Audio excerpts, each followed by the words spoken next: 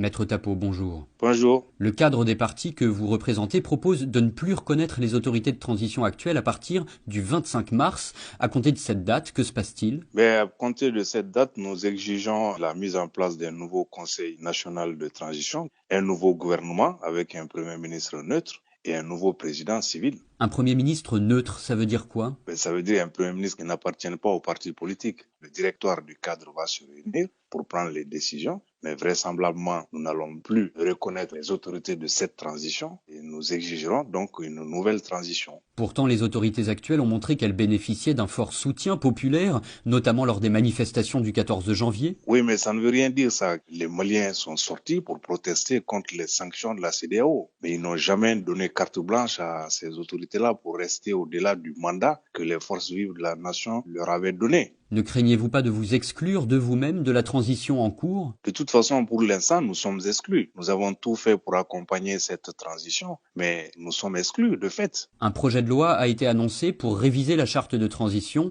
Vous en pensez quoi? Tout ce qu'il y a derrière, c'est pour maintenir les autorités de la transition. Tout le reste, à mon avis, c'est de la poudre aux yeux. Augmenter le nombre des membres du CNT alors que le pays est en difficulté financière, augmenter le nombre des membres du gouvernement, c'est un partage du gâteau, mais le gâteau, il n'existe plus. On n'a pas besoin de ça aujourd'hui. Un mécanisme de concertation vient d'être créé par les autorités de transition pour définir un chronogramme électoral consensuel. Est-ce que ça ne démontre pas la bonne volonté des autorités? Mais nous ne savons pas avec qui ce mécanisme a été défini. Nous n'avons pas été associés. Vous ne pouvez quand même pas faire un chronogramme électoral sans les partis politiques. Mais tout de même, l'Union africaine, la CEDEAO, les Nations unies y participent. J'ai vu un communiqué du gouvernement disant que la commission est mise en place, mais je n'ai pas entendu une réaction de la CEDEAO ni de l'Union africaine. Les sanctions imposées par la CEDEAO, elles sont justifiées ou est-ce qu'elles pèsent trop sur les Maliens? Je ne peux pas dire qu'elles sont justifiées. On les a cherchées. Qu'elles fassent souffrir les populations, c'est l'évidence. Tout a augmenté. On a entendu le gouvernement dire on va prendre les mesures. On a même pris les mesures pour les 15 années à venir,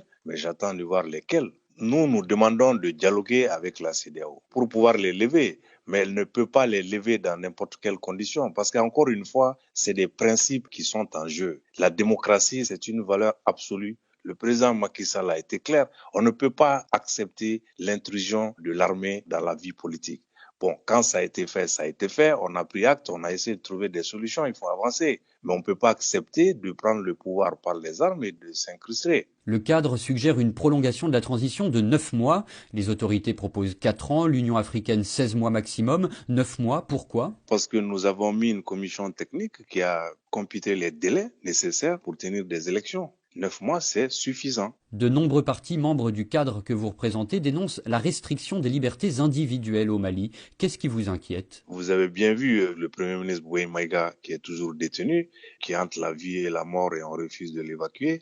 D'autres qui avaient été arrêtés, vous le savez. J'ai eu moi-même à intervenir combien de fois? En tant qu'avocat. En tant qu'avocat, bien sûr. Quand vous voyez les médias publics, c'est des soliloques du gouvernement. Plus personne n'a droit à la parole. C'est ça qui est inquiétant. Ça s'est ralenti un peu. Vous avez bien vu les interpellations qui ont eu lieu. Au-delà même, je pense, de la peur du gendarme de la justice, il y a un climat de terreur qui a été créé. Les gens ont peur de s'exprimer. Toute personne qui prend la parole pour dire c'est les autorités de la transition qui ont suscité les sanctions de la CEDEAO qui est taxée d'apatride.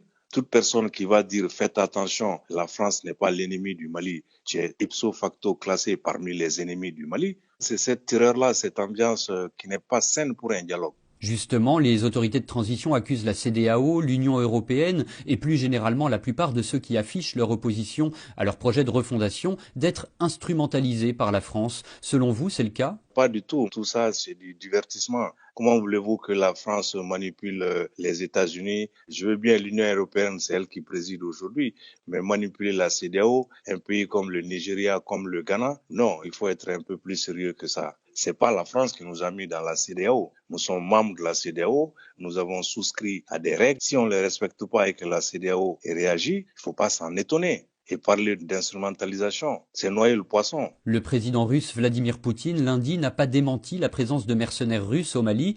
Il a en revanche démenti leur lien avec l'État russe. Qu'est-ce que ça vous inspire? Ce que je retiens encore, c'est ces mensonges d'État. On a dit non, c'est la coopération russe. Et bien voilà, aujourd'hui, le président russe lui-même dit l'État russe n'a rien à voir avec ça. Vous attendez des clarifications de la part des autorités? Mais j'attends plus rien du tout. On est à la fin de cette transition. Je pense qu'il faut qu'on en finisse et puis c'est tout. Maître Tapo, merci.